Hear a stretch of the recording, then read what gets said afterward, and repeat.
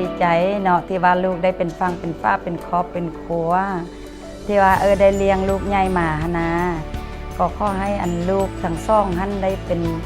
พวกแก้วเมียทิพย์ที่สุขสมหวังที่ว่าแม่รอคอยมาเนาะขอให้เป็นพวกเดียวเมียเดียว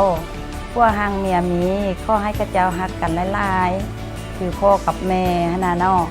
ก็ดีอกดีใจก็ขอข้าเจ้าฮักกันหลายๆให้มีได้ความสุขความสบายเจริญรุ่งเรืองก้าวหน้าต่อไปเนาะลูกน้อง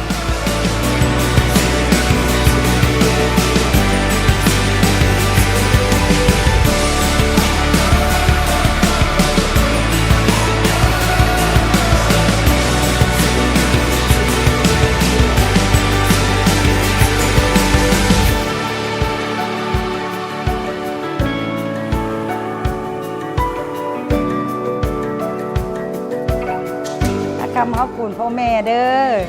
มาเป็นลูกไผ่ลูกคำลูกคุณพ่อแม่มาลงมาอันนี้ก็มาเมื่อเด้อ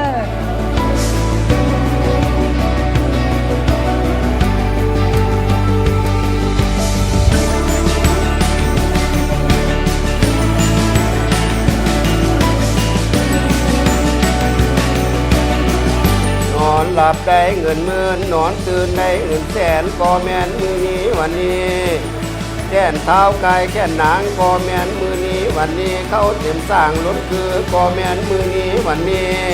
3 วันให้เพิ่นได้แก้วมงกุลมาตาหามือให้เพิ่นได้เสื้อผ้ามา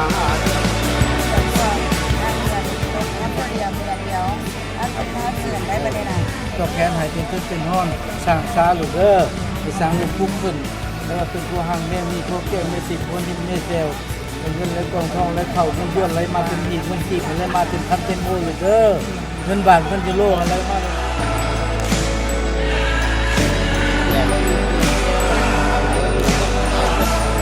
พวกเจ้าทั้งสองเป็นพวกแก้วเมียทิพย์เป็นพวกหางเมียมีพวกหนึ่งเมียเดียวจนถึงเท้ายอดทองกระบองยอดเพชรตั้งนี้เมื่อหน้าน่ะ